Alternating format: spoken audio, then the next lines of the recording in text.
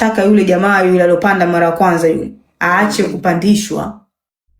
Sio kwa sababu ni mamluki, wakati mamluki ni sasa pale ndio mimi nikaona huyu anapofika huko yani bora angekaa kimya kaendelea na mambo yake kuliko kujaribu kuwagombanisha watu ambao yani niseme ni strong soldiers. Mwenendo ambao tunahitaji nguvu yao, tunahitaji aweze kuhamasisha watu hapa mtandaoni alafu unaenda kuambia watu kwamba usimpandishe. That's not right. Ndio nikaona this sasa hii haiko sawa. Nikapiga simu kuulizia, nikatumiwa hizo video zake. Mtu akanambia huyu mbona kapost CCM kwenye page yake CCM oye, alafu huku tarehe ngapi 20 nadhani Marekani walifanya protest, alikuwepo na yeye na mwenzie. Huyu hapa Auntie G, sio uongo. Huyo. Ushakula mengi sana. Ase. Huyu hapa. Ndiyo. Na hata Nyau huyu hapa. Nyau mwenye akaunti ya Samia Muuaji Instagram. Anamjua vizuri. Kama mnamjua Nyau muulizeni kama mimi naongea uongo. Huyu hapa mshikaji. Anaitwa FBI, anakaa Marekani huyu. FBI. Marekani. Anakaa Washington. I think so, Washington, Seattle, yes. Okay. Asa umeona hapa alichokifanya? Hii juzi post yake ya juzi Disemba 15 kapost CCM oye. Hiyo kali. Umeona? Sasa hii mbaya kwa sababu watu wanasema hivi. C6 msikize Malikizi anavyoelekeza ni nani huyo? Huyo ndo snitch mwenyewe anayechoma huku. Anawachoma watu. Msikize na ndio maana huyu jamaa alikuwa ananiambia jana na akanitumia na video yake hapo kwa Marekani na wenzie kwenye ile protest. Watu wakawa wanasema kwamba dakika moja sio tumweke picha yake hapa. Huyo hapa mshikaji. Umeona? Sasa watu wakawa wanasema huyu jamaa ananiambia inawezekana huyu aliingia katika ile group ya wanaharakati wa Marekani ili kuweza kuwajua mmoja awachomeshe, na wanasema inawezekana lengo kubwa ilikuwa ni kumtafuta Mange. Okay. Yani maana yake akikaa kwenye magrupu ya wanaharakati akiwa anaenda vile si wataaminika. Atampata. Maana yake siku na ndio maana Mange alikuwa mjanja ile siku ya protest akutokea alikuwepo ila kwenda pale kukaa na watu. Okay. Umeelewa? Kwa hiyo mshikaji ambaye anachomesha watu ni huyu. Okay.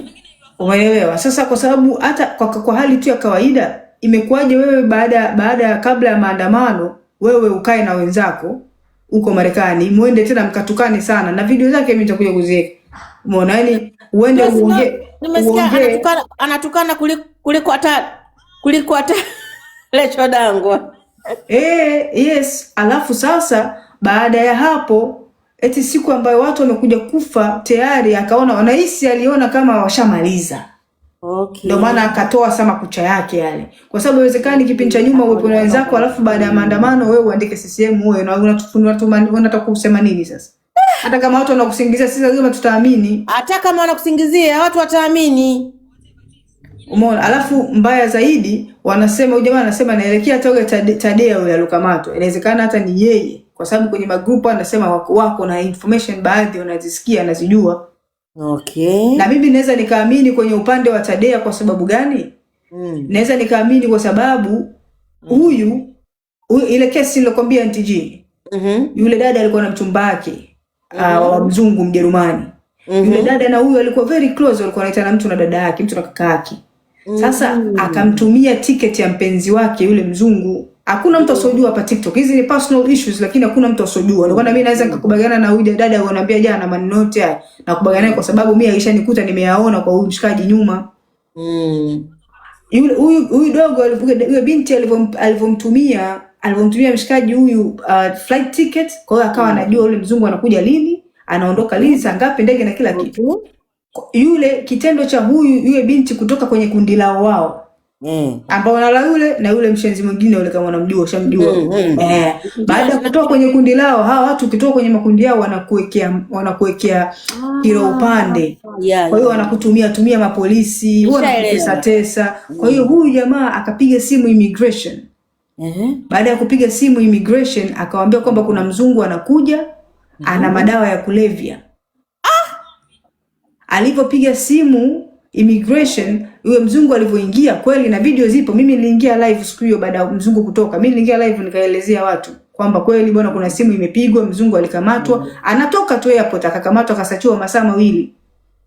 Hajakutwa na kitu maskini. Hajakutwa na kitu, akaambiwa basi kama wewe unatumia kwenu unaruhusu, huku hairuhusiwi, nenda kaendelee na maisha yako, lakini huku usifanye. Na nilielezea na nilimtaja ni yeye ndio alofanya mambo yote. Kwa hiyo mimi ndio maana nasemaje NTG, kwa maneno ambayo niliyasikia jana na hizi picha nilizotumiwa, mimi ninaamini moja kwa moja huyu jamaa anaweza akawa anafanya hivyo vitu. Hatari sana. Si huyu hapa. Huyu hapa mshikaji. Huyu. Alkis, kuna watu kwenye room ya Trump juice walikuwa wanabishana, mmoja anasema kaweka picha kwa Kena demo wake. Mwingine anamwaccuse mwenzake. Wakaanza kutukanana sana. Mmoja akasema yeye ni mtu wa Tanga, sio anaitwa nani, yeye ndio original. Kasa watu yupi mmoja hapo katika wale wawili? Sasa hapo kuna kitu kimoja ufahamu, never nileke sawa hili. Yule mshikaji alopanda mara ya kwanza na ipanda mara kwa mara.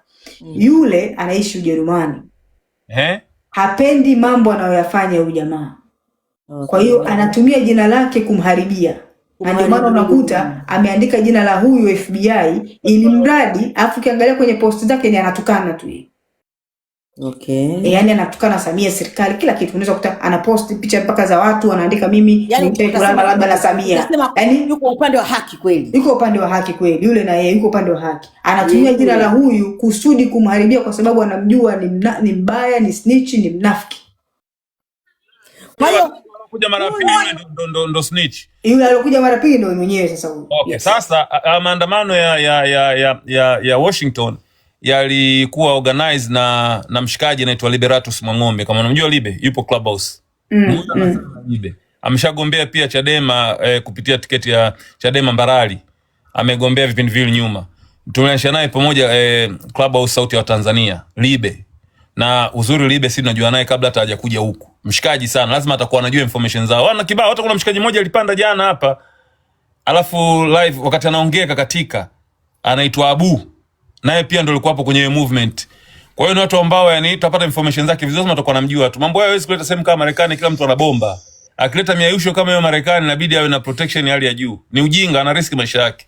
Kwa sababu mitandao hii bwana hii, watu wanakujua kirahisi, watu wameshajua sasa hivi, kwa hivyo kila sehemu na kwenda. Sasa Malikizi. Yes. Huyu anatumia jina la mwenzie, si ndio? Huyu ndio jina lake la FBI. Sasa yule mpambanaji haki yule ndio anatumia jina la huyu kuposti ujinga kumchafua tu kwa sababu anajua ni mnafiki. Kwa hiyo anachukua picha zake alafu labda anaandika mimi nishawahi ku. Wa alaikum salam.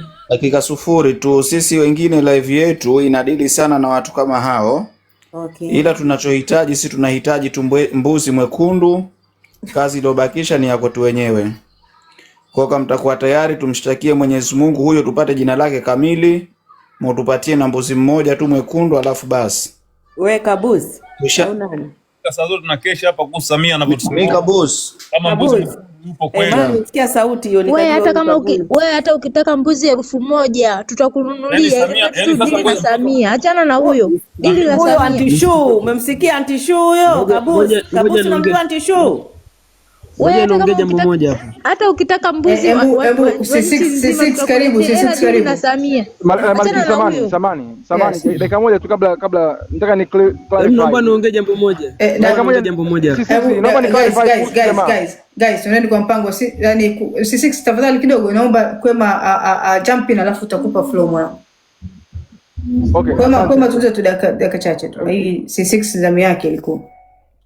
Nitulie ama yeye ndo anaongea. Endelea chap ili tumpe nafasi sababu huyo FBI ambao unasema wewe, huyo ni unajua ile protest iliyofanyika Washington DC iliandaliwa na Libe from Clubhouse. Haikuwa sawa. Niambie Antisha. Nilikuwa nasemaje? Tumewaza kesho saa 4 tuingie tufanye ile alambe yetu ya kucomment kumuhitaji yule. Dakika moja mwachie Kwema malizia alafu tutakuja Antisha kwako. Yaani natoa tu taarifa, sio kama nauzungumzia. Sasa umeona, sasa mtu alikuwa anataka kutupa info. Kwema njoo mwanangu, dakika moja. Mwachie Kwema basi amalizie alafu tutaendelea.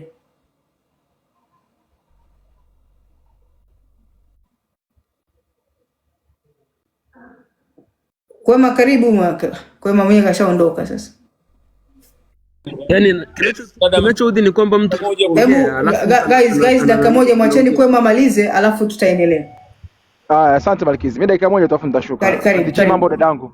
So huyo FBI hayo maandamano, unajua kuna vitu vile labda unachanganya hapo. Maandamano yaliyofanyika Washington DC yaliandaliwa na Libe, yale yalikuwa organized na Clubhouse. Huyu jamaa hakuwepo ya tarehe sita Disemba kabla ya kuelekea uchaguzi. Huyu jamaa hakuwepo, lakini huyu wao walifanya kama baada ya zile video kutoka ama baada ya mtandao kuzimwa nyumbani, wao walifanya tu ka demonstration kao kadogo pale Seattle. Hakuwa zaidi ya watu 10-15. Unaelewa? So labda hapo ndio faili mbili ambazo unachanganya, lakini kuna more update mimi nitakupa. I'm not gonna clarify here, but I will give it to you about those two people. Dakika moja Kwema, huyu alikuwepo katika maandamano ya kabla, yani alikuwepo kwenye protest ya kabla ya tarehe 29? Hakuwepo, sikumuona. Sasa sisi hapa pictures hiyo ambayo unaonyesha wewe, hiyo ni ilifanyika Washington State, Seattle. Ndio maana nasemaje, kuna demonstration mbili zilifanyika, wewe unachanganya. Kuna moja ilifanyika Washington DC ambayo huyu ni huyu hapa. Ndio. Sasa hii hapo umeona, hiyo ni Seattle. Sasa si ndio ninachosema hicho? Yes. No, okay, wale wasema Washington, nikajua labda umesema Washington DC. Na haya hapa walikuwa tu vijana, hawakuzidi hata vijana 10. Yale mengine yaliyofanyika kule Washington DC ndio yalikuwa makubwa, yale yaliandaliwa na Libe. Sasa ndio maana nitakwambiaje Kwema, it does not matter regardless ya nani kaandaa nani kaandaa. Yes. Wale watu wote walioandaa wote ni wanaharakati. Nisikize dakika moja, wote ni wanaharakati. Ina maana kama mtu ni mamluki ataanzia pale anapoona ni parahisi ili kufikia sehemu nyingine.